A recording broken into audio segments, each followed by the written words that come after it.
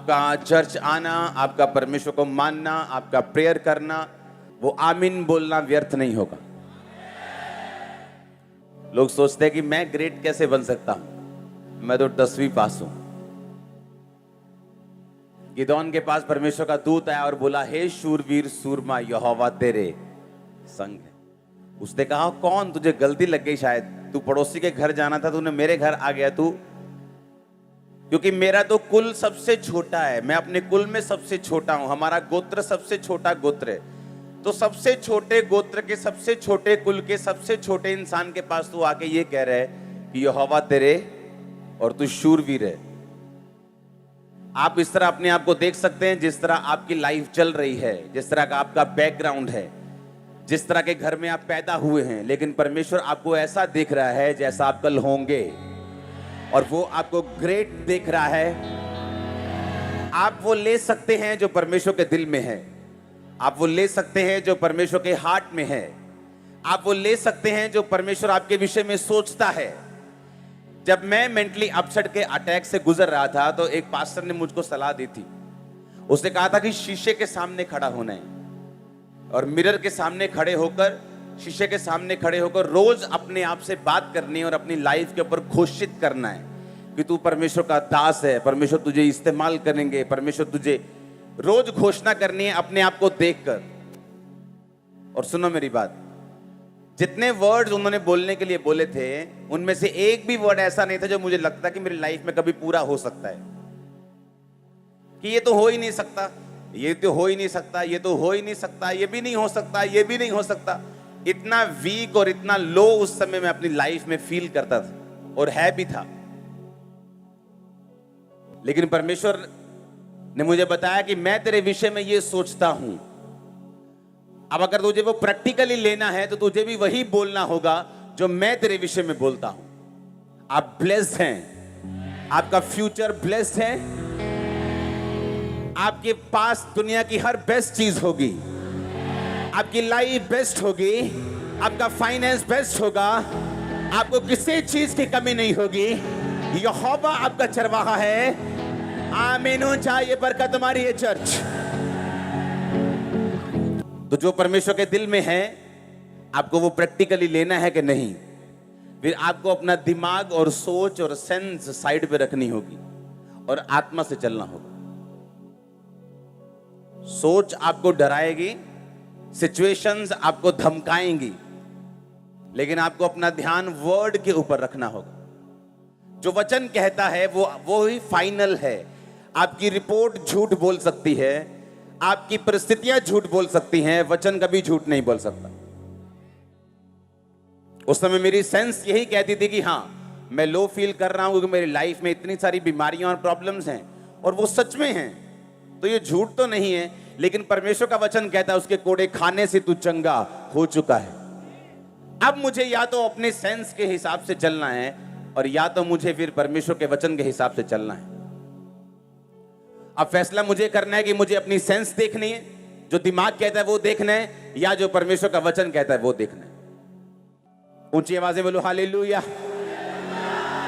जो कुछ परमेश्वर के दिल में है, उसको नीचे उतारने का एक तरीका है। आमीन। और इसीलिए आप चर्च में आए हैं कि उस तरीके को आप सीख सकें। हम चर्च में इसलिए नहीं आए कि हम क्रिश्चियन हैं और हमें एक आज्ञा मिली है कि संडे के संडे चर्च जाना है, तो इसीलिए हम चर्च में आए हैं। अब परमेश्वर के दिल में क्या है? वो कहता तुझे घटी नहीं होगी, मेरे मार खाने से तू चंगा हो चुका है। उसने तुझे ग्रेट होने के लिए बुलाया। उसने कहा क्या तुम नहीं जानते कि मैंने जगत के निर्बलों को, तुच्छों को, गरीबों को, बीमारों को चुन लिया कि जो अपने आप को कुछ समझते हैं उनको शर्मिंदा करें। तो जो कुछ परमेश्वर ने आपके लिए चुना है, मैंने कहा परमेश्वर आपको स्पिरिचुअल तरीका भी देता है उसको पूरा करने का। इसलिए बाइबल कहती है मसीहत क्या है? एक लड़ाई है। तुम मसीह में हो तो लड़ाई के नीचे हो, और हमारी लड़ाई शैतान के साथ नहीं, किसी पार्टी के साथ नहीं, किसी धर्म के साथ नहीं, किसी समाज के साथ नहीं, किसी मिशन के साथ नहीं, बल्कि शैतान के साथ। और परमेश्वर ने कहा कि मेरे सारे हथियार बांध लो, ताकि तुम बुरे दिनों का सामना करके सब कुछ पूरा करके स्थिर रह सको। अब परमेश्वर आपको हथियार भी देता है, वो आपको तरीका भी देता है इसको समझने का। 2004 में जब मेरे को मेंटली अपसेट के अटैक हो रहे थे, तो मेरे देखो परमेश्वर ने मुझे कोई ऐसा केस नहीं था जो मुझसे मैच करे, या मुझे ऐसी कोई टेस्टिमनी नहीं मिल रही थी जो मेरे साथ मैच कर सके कि मैं भाई मेरे को भी ये प्रॉब्लम थी, तू ऐसा कर ले तो ठीक हो जाएगा। एक भी नहीं। और मेरी प्रॉब्लम क्या थी कि शैतान एक क्वेश्चन लेके आता था और मेरे दिल में डालता था, और उसके बाद मैं उस पर बहस करता था दिल में ही। और इस वजह से मेरा डिप्रेशन बढ़ता जा रहा था, क्योंकि हर वक्त मैं अंदर सोचता रहता था और शैतान की बातों का जवाब अंदर मन में देता था। जबकि बाइबल कहती है शैतान जब आपके दिमाग में कोई क्वेश्चन डाले, उसका जवाब दिल में नहीं मुंह पे होना चाहिए। और यह बात समझने में मुझे टाइम लगा। और फिर एक दिन जब मैंने वचन पढ़ा तो वचन में लिखा था, अपने मन की बातें खोलकर यहोवा से कहे। और यह मेरे लिए एक दवाई थी। सुनो, अपनी मन की बातें खोलकर किससे कहे? कि अपने मन में उधड़बीन लगा रहे। तो पवित्र आत्मा ने मुझे समझाया कि आज के बाद जब भी शैतान तेरे पास आए तो मन में उसके साथ कभी भी बहस नहीं करनी, उसे बोलकर बताना है। और जो भी तेरे को दिक्कत हो उसे खोलकर शब्दों में पूरी तरह से फीलिंग समेत परमेश्वर को बताना है। वो दिन था और आज दिन है, कोई डिप्रेशन नहीं। लेकिन इसे सीखने में मुझे शायद कितनी बार 40 रोजे लगे होंगे, कितनी कितनी प्रेयर लगी होगी, कितना मैंने रोया होगा, कितना सीखा होगा, कितना इंटरनेट पे ढूंढा होगा। परमेश्वर ने वो जेन्युइननेस देखी, परमेश्वर ने वो हार्ट देखा कि ये छूटना चाहता है और मेहनत कर रहा है, और परमेश्वर ने छुटकारा किया। आप समझ रहे कि नहीं? तो परमेश्वर आपको आत्मिक हथियार भी देगा कि आप लोग उस सिचुएशन से छूट सकें जो आपको तंग कर रही, या जहां आप जाना चाहते हैं और परमेश्वर आपको लेके जाना चाहता है, वो आपको आत्मिक तरीके देगा जो चर्च में आप सीखते हैं। रोमियो 1 उसकी 11 आयत, क्योंकि मैं तुमसे मिलने की लालसा करता हूं कि तुम्हें कोई आत्मिक वरदान दूं जिससे तुम स्थिर हो जाओ। पौलुस क्या कह रहे हैं कि मैं तुमसे मिलने की लालसा रखता हूं, तुम्हें कोई आत्मिक गिफ्ट दूं ताकि तुम क्या हो जाओ? स्थिर हो जाओ। अब जब पौलुस बात कर रहा है वो बीमार से भी बात कर रहा है, हाँ या ना? वो उससे बात कर रहा है जो गरीब है, वो उससे भी बात कर रहा है जिसका पति उसको छोड़ के जा चुका है, वो उससे भी बात कर रहा है जिसका बेटा उसकी बात नहीं सुनता, वो उससे भी बात कर रहा है जिसकी जो माँ बड़ी खराब हो चुकी बेचारी लाइफ उसकी, वो उससे भी बात कर रहा है जिसका फाइनेंस टूट चुका कर्जे में।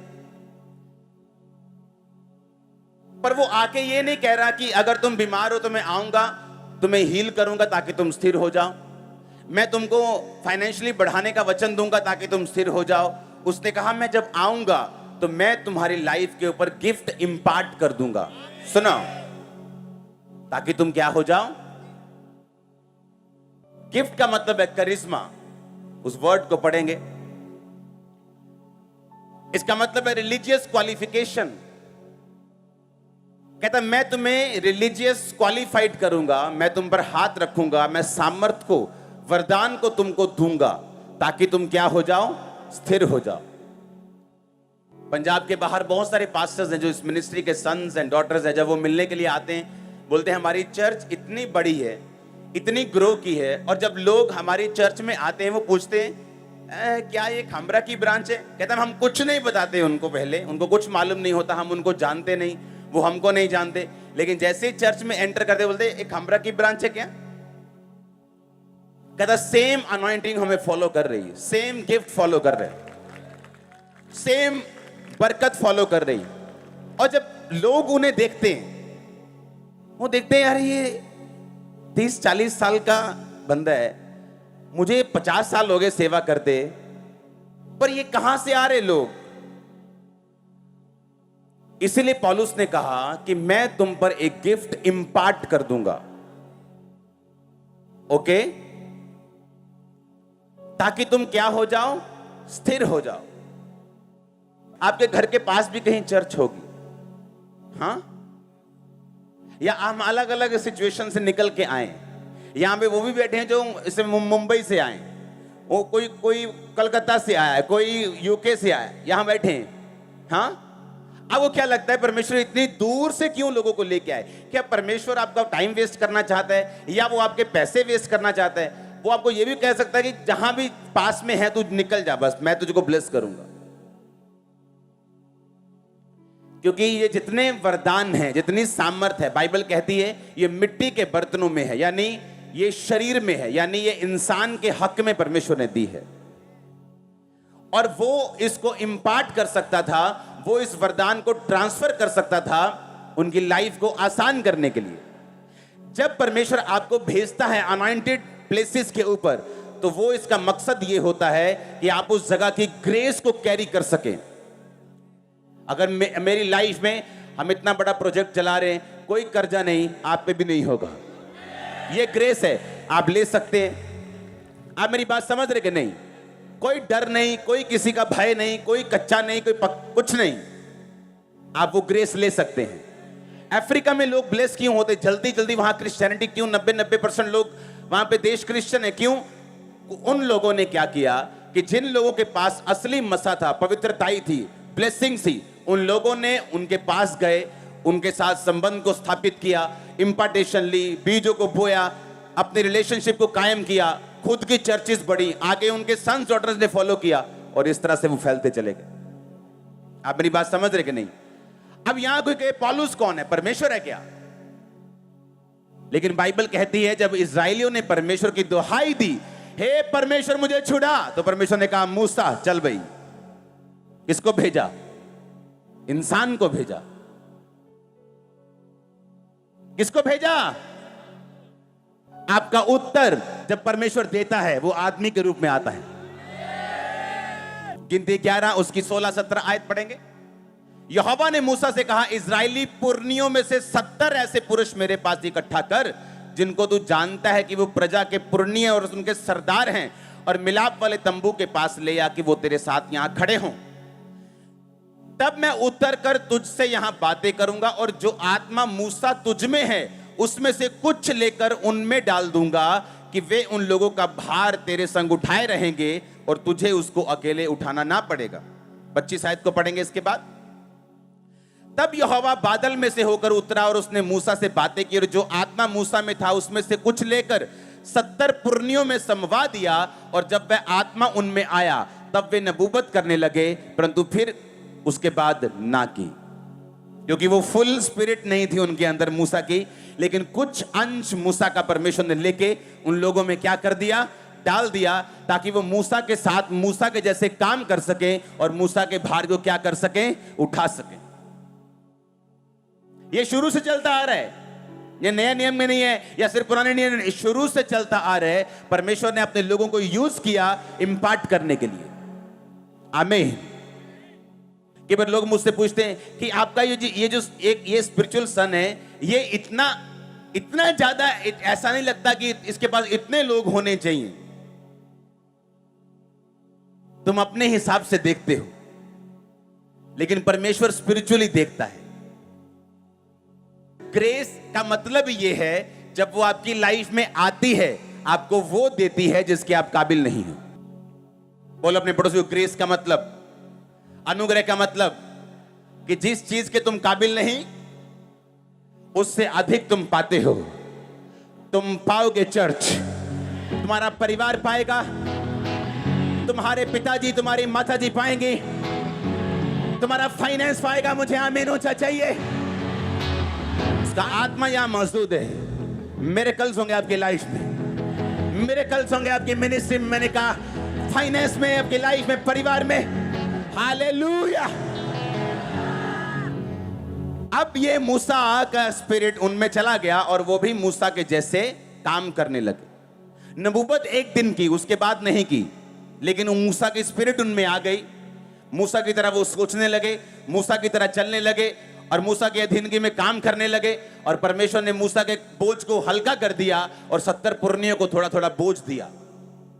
आमीन।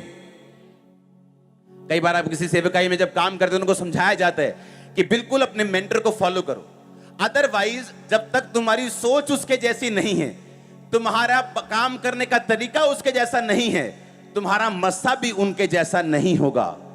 ये राइट बात है। ये मैंने 10-10 साल लोगों को मिनिस्ट्री में काम करते देखा है, लेकिन अपने पास्टर से हट के चलते देखा है, और जो पास्टर की लाइफ में है उनकी लाइफ में बिल्कुल नहीं।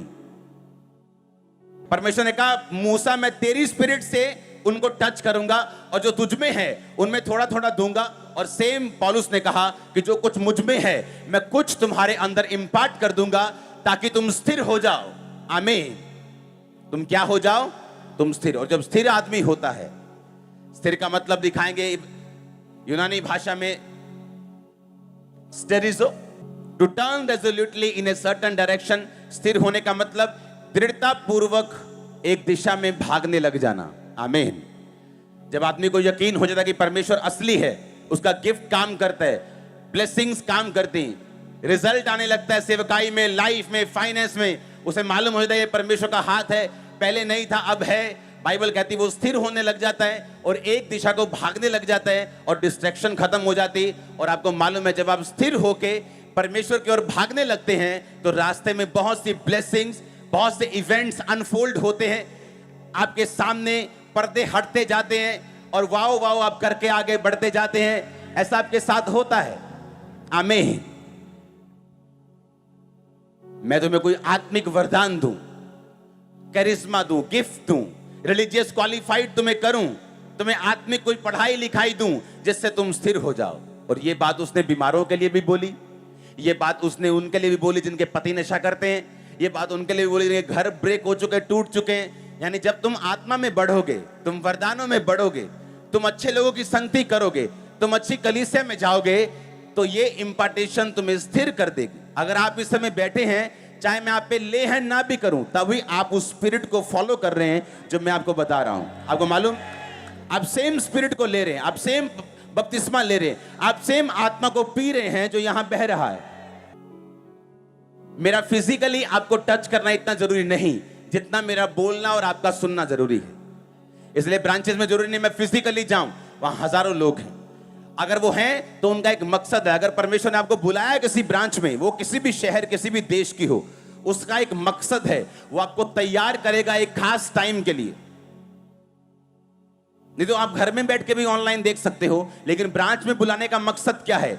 वो आपको प्रिपेयर करे, वो ग्रेस दे, वो करिश्मा दे, वो आपको स्थिर करने के लिए वो इंपार्टेशन दे। आप मेरी बात समझ रहे कि नहीं? उसने कहा मैं तुम्हें कोई आत्मिक वरदान दूं जिससे तुम स्थिर हो जाओ, तुम भाग सको एक दिशा में। और सबसे जरूरी क्रिश्चियनिटी में क्या है? एक दिशा में भागना। लोग ऐसे ऐसे भागते हैं, हाँ, कभी इधर चले गए, कभी दारू पीने चले गए, कभी लड़की के पीछे भाग गए, वो इस तरह से भागते हैं। और पौलुस कहता जिनके जिंदगी में आत्मिक ब्लेसिंग्स हैं वो सीधा भागते हैं। और इसीलिए जो लोग अनॉइंटेड संगतियों में जुड़े हुए हैं वो सीधा भागते हैं। उन्हें पूरा यकीन होता है कि परमेश्वर असली है। आमीन। और यही सारी, यही सब कुछ, यही गेम है बोलो तो। जब आपका फेथ हाई हो गया और आप एक दिशा में भागने लग गए, आप इमेजिन नहीं कर सकते आगे क्या रखा हुआ। परमेश्वर ने कहा दाऊद को, मैंने तुझे ये दिया, राज्य दिया, शाऊल का राज्य दिया, उसका परिवार दिया, और अगर ये थोड़ा था मैं अभी भी तेरे को बहुत कुछ देने वाला था। पर दाऊद को पता थी ये बात? उसको नहीं मालूम थी। उसको तो सिर्फ बैतशेबा की सुंदरता दिख रही थी उस टाइम। जब तक वो सीधा भागता रहा उसको ब्लेसिंग मिलती रही।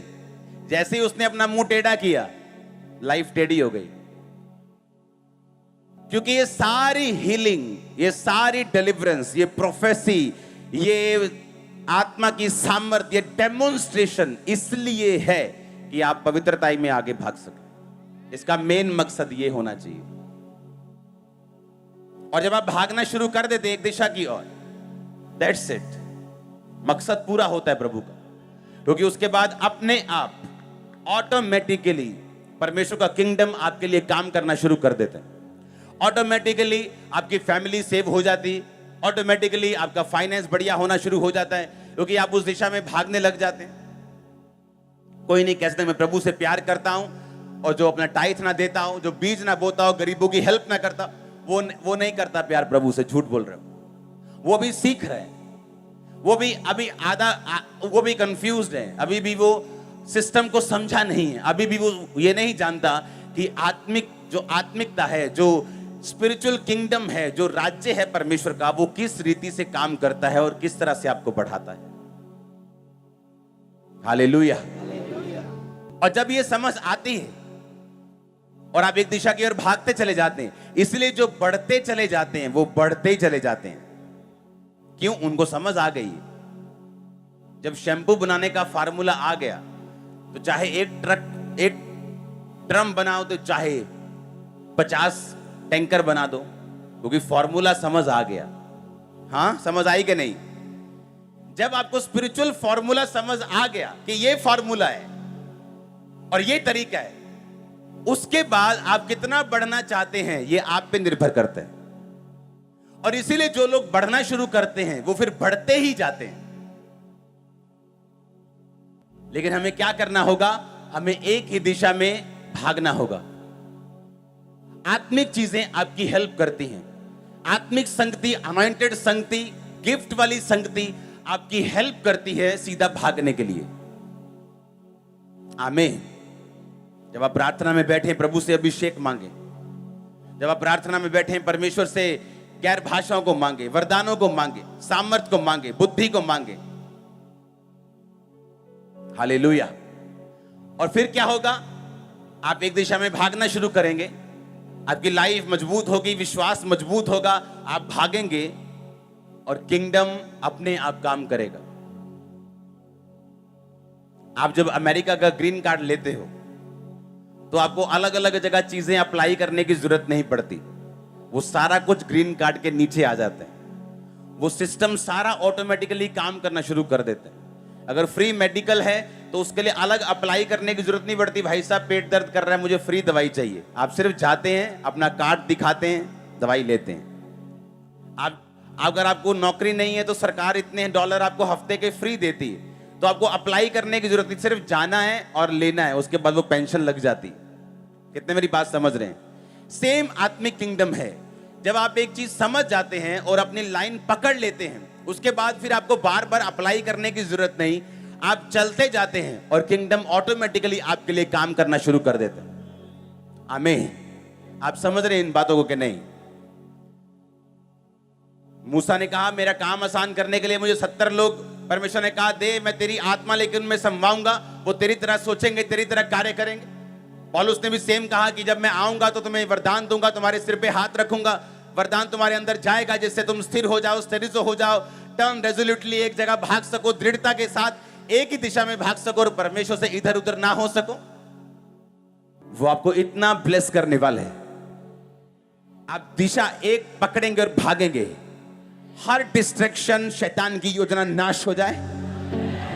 हर एक योजना जो शैतान की है यीशु के लहू से आज नाश हो, होली गोस्ट फायर से नाश हो। परमेश्वर का रूह आपको छुए, आपके परिवार को छुए, आपकी चीजों को छुए, आपके घर को छुए, आपके लोगों को छुए। हर एक अंधकार की शक्ति श्रापित हो जो आपके पीछे लगी है। आपके दुश्मन आपके सामने हलीम किए जाएं, हम्बल किए जाएं यीशु मसीह के सामर्थ्य नाम में। आप बड़े, परमेश्वर आपके साथ चले। आप आगे जाएं, वो आगे जाए। आप पीछे मुड़े, वो पीछे मुड़े। विश्वास से पीछे नहीं, दिशा में पीछे। आप जिस दिशा में जाएं उस दिशा में परमेश्वर आपके साथ जाए। यीशु मसीह के नाम में उसका आत्मा आपको गाइड करे, आपकी अगुवाई करे। हर एक शरीर की ताकत, हर एक वो ताकत जो प्रभु से दूर करते आपकी लाइफ से नाश हो यीशु मसीह के नाम में। आज से आपकी स्पिरिट ओपन हो जाए, आत्मिक आंखें ओपन हो जाए।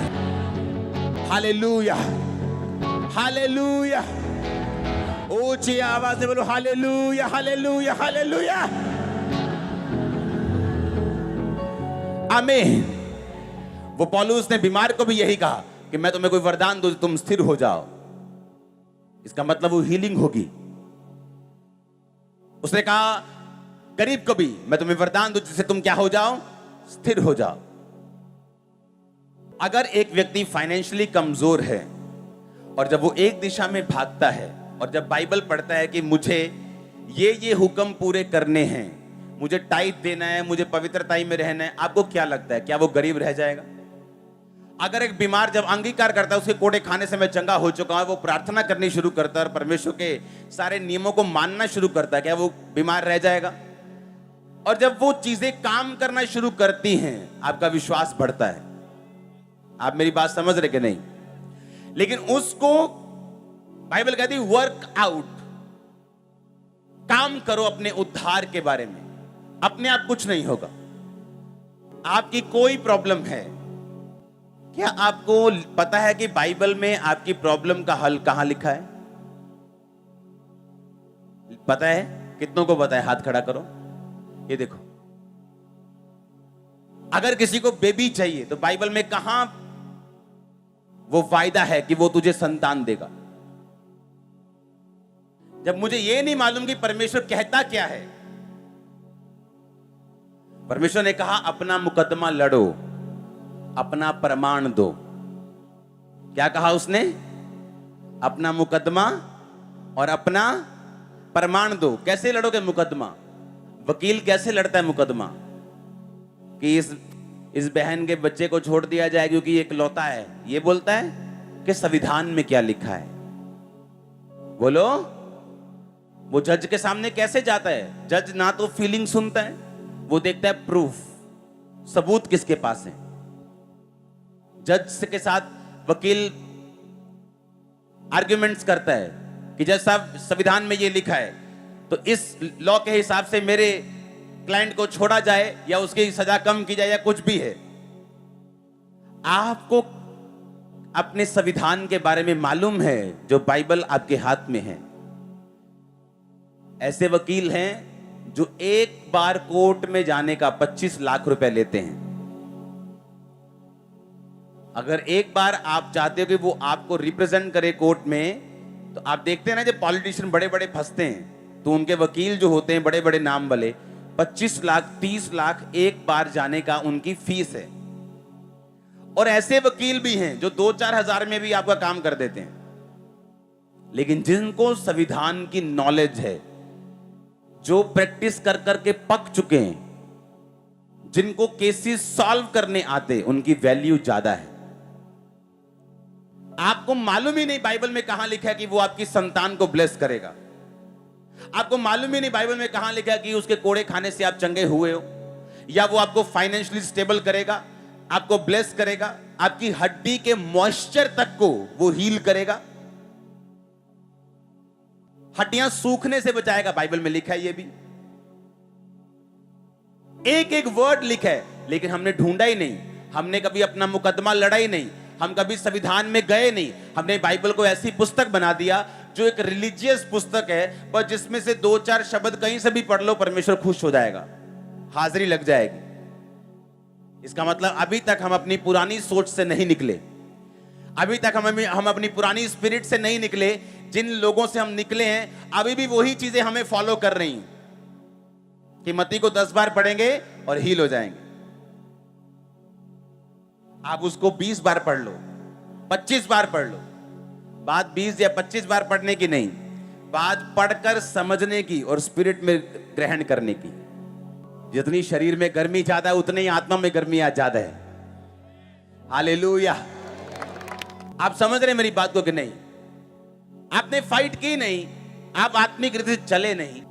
एक पास्टर के पास एक औरत आई, वो पास्टर प्रभु में सो चुके हैं, तो वो औरत आके बोली कि मैं 10 साल से प्रेयर कर रही हूं अपने हस्बैंड के लिए कि प्रभु मुझे इस तरह का हस्बैंड दे, पर मेरी प्रार्थना को प्रभु ने अभी तक सुना नहीं।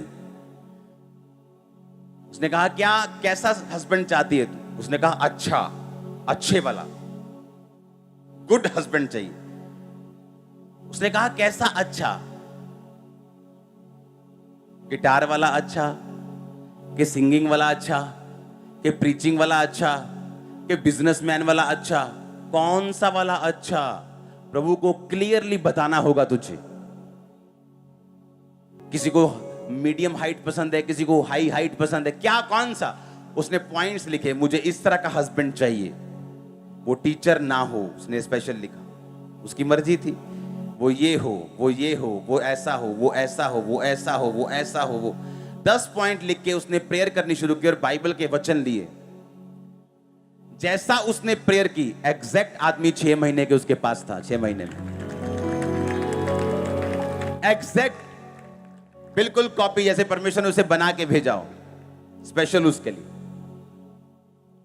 हमें आत्मिक चीजों की समझ नहीं होती, हम सफर करते हैं लगातार, मुश्किल में रहते हैं लगातार, क्योंकि हमें मालूम नहीं, क्योंकि हमें सिखाया नहीं गया, हमें बताया नहीं गया कि बाइबल किस तरह से वर्क करती, काम करती है आपकी लाइफ। जब एक बच्चा आपका जिद करता है, माता पिता क्या बोलते हैं, बहुत जिद्दी हो गया, बहुत बोल बोल के आप सत्यानाश कर लेते हो अपने घर का, बोल बोल के। जो स्टाफ हमारे साथ काम करते हैं वो नहीं बोल सकते हमारे बच्चों को कुछ भी ऐसा, वो हमें बताते हैं कि इसने ऐसा किया है, तो हम उसको चेंज करते हैं काउंसलिंग से, प्रेयर से, उसे वचन से समझाते हैं, ये करना है, ये नहीं करना है। कितने मेरी बात समझ रहे हैं? आप श्रापित कर करके कर करके कर करके कर करके बाद में बोलते हो कि मुझे फल चाहिए। पहले बूटे को गंदा पानी दे दे के, गंदा पानी दे दे के, तेजाब दे दे के, उसके बाद बोलते हो फल चाहिए, वो तो सूख जाएगा। इसलिए आप आज चर्च में हो कि प्रभु आपसे बात कर सके, आपको छुड़ा सके, आपकी सोचे तक शैतान के बंधनों से आज छुड़ाई जाए। आमीन, ऊंचा बरकत आपकी है चर्च। मैं प्रभु को बोलता हूं कई बार कि प्रभु ऐसा वचन मुझे क्यों देता है जो पास्टर्स के लिए है, जो बड़े लोगों के लिए, बिलीवर। आपको नहीं मालूम कितने बिशप्स यहां बैठे हैं फ्यूचर के, कितने इवेंजलिस्ट बैठे हैं, कितने पास्टर्स बैठे हैं, कितने अपोस्टल्स, वो यहीं बैठे हैं हमारे बीच में। जैसे मैं कभी आपकी तरह आप बीच में बैठा था, आप यहीं पे हैं, वो आपको तैयार कर रहे हैं, वो आपको बता रहे हैं, वो आपके दिल में उन वर्ड्स को डाल रहे हैं। आज इंपार्टेशन हो रही है आपके दिल में, जो वर्ड्स, जो स्पिरिट में वर्ड जा रहे हैं। मैंने कहा आज वो आपके अंदर वो वरदान, वो गिफ्ट, वो इंपार्टेशन जा रही है सामर्थ्य के वरदानों की। अगर मुझे अपने स्पिरिचुअल फादर के जैसी ब्लेसिंग चाहिए, सबसे पहले मुझे सोच अपनी उनके जैसी करनी होगी। अगर मेरी सोच उनके जैसी नहीं है, मेरा काम करने का तरीका, लोगों का कुछ मालूम नहीं, 10-10 पास्टर्स को सुनते हैं और रिजल्ट नहीं। आप सेम प्रॉब्लम 10 डॉक्टर के पास जाके पूछेंगे, वो 10 तरह के अलग अलग चीजें आपको बताएगा और आप सोचोगे कि आपकी लाइफ में जो प्रॉब्लम है ना, ये सबसे भारी है। प्रॉब्लम ये है आप कंफ्यूज हो। परमेश्वर हमें एक मिनिस्ट्री देता है, दो नहीं, और सिर्फ सुनने के लिए नहीं, उसमें काम करने के लिए। जब हम उस दर्शन में काम करने लगते हैं, जैसे इस दर्शन में अगर आप काम करेंगे, आप यहां सिर्फ काम नहीं कर रहे, आप सिर्फ बो नहीं रहे, आप किसी ना किसी ब्रांच को बना रहे हो, कहीं ना कहीं रूह को बचा रहे हो, कहीं ना कहीं कोई पोस्टर, कोई फ्लेक्स देखकर आपकी वजह से बच रहा है, कहीं ना कहीं परमेश्वर की बात हो रही, जो भी चर्च नहीं आता अभी भी परमेश्वर उससे बात कर रहा है आपकी वजह से। आप मेरी बात समझो ध्यान से। और जब आप एक ऐसे दर्शन में मिल जाते हैं, पौलुस कहता है कि जो लोग उसके दर्शन में उसके साथ थे, मकसद ये नहीं कि मेरी मिनिस्ट्री जो यहां पे होता है कहीं नहीं होता, ये सारी घमंड की बातें हैं। सुनो मेरी बात, एक विजन किस लिए कि मुझे मालूम है कि ये दर्शन है और मुझे उस दर्शन में शामिल होना है, और जब आप शामिल होते हैं वो ब्लेसिंग के हकदार बनते हैं। आप समझ रहे हैं? उस दर्शन में पौलुस ने कहा, अब मेरा परमेश्वर तुम्हारी हर एक घटी को महिमा सहित मसीह यीशु में पूरा करेगा। किन लोगों को? जिन्होंने पौलुस का साथ दिया था सुसमाचार को फैलाने के लिए, क्योंकि वो पौलुस के दर्शन में सहभागी हुए। पौलुस ने कहा परमेश्वर तुम्हारी घटी को पूरा करेगा, क्योंकि तुमने मेरे विजन को जो प्रभु ने मुझे दिया है उसको साथ लेके जाने में मेरी सहायता की है। अब पौलुस की सहायता नहीं की, विजन की है। पौलुस जो था वो टेंट सीता था, वो अपना खर्चा कलीसिया से नहीं चलाता था। मैं आपसे तनख्वाह नहीं लेता हूं, चर्च मुझे तनख्वाह नहीं देती, मेरी वाइफ को तनख्वाह नहीं देती, मेरा प्रिंटिंग प्रेस है जहां से मेरा खर्चा निकलता है। जो आप बोल रहे हो वो किंगडम में जाता है, उसको 20 लोग गिनते हैं, 10 लोग बैंक भेजते हैं, 25-30 लोग खर्चने वाले हैं, 40 लोग चेक करने वाले हैं। यहां वो नहीं है कि आया थोड़ा इधर कर दिया, इधर ना इधर तो मुड़ के रेट पे आने वाली बदले, तू ले जा यार, तू ले जा यार, पाँच जा फटाफट। ऐसा कुछ नहीं यहां पे।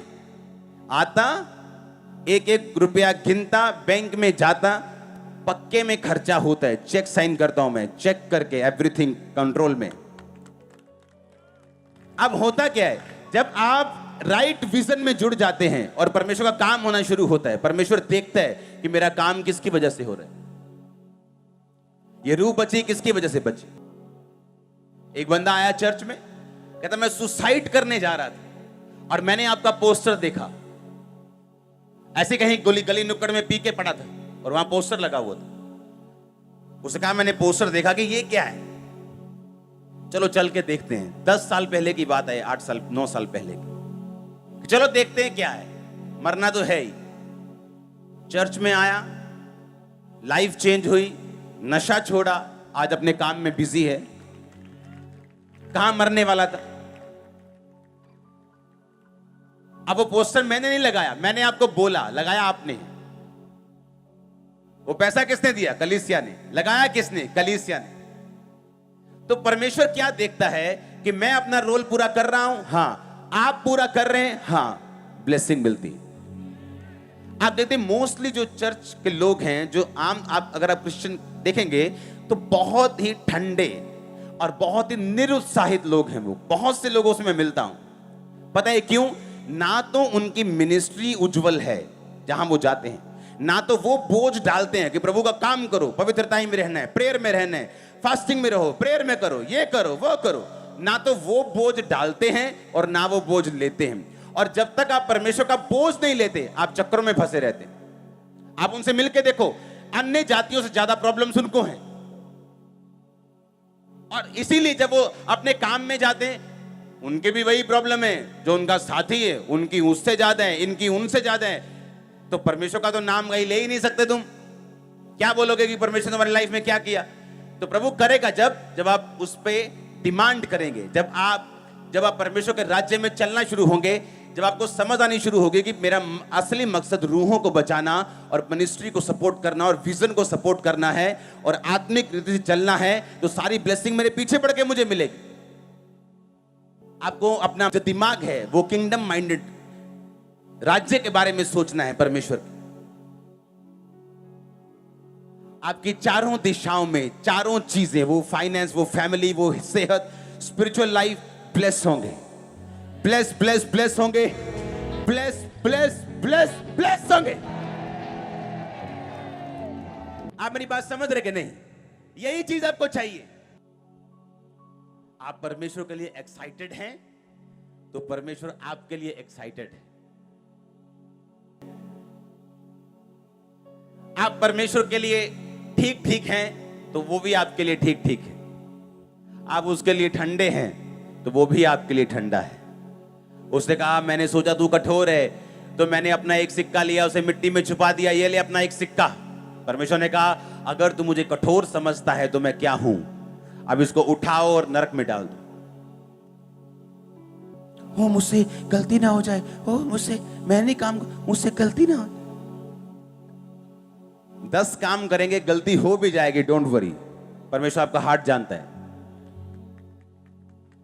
बैल के ना होने से गौशाला निर्मल रहती है, पर बैल के बल से अनाज की बढ़ती होती है।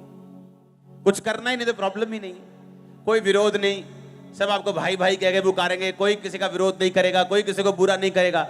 आप शैतान के 10 जूतियां लगाओगे तो विरोध होगा, आप उसको भगाओगे तो वो बाहर जाके अपनी नाराजगी शो तो करेगा ही।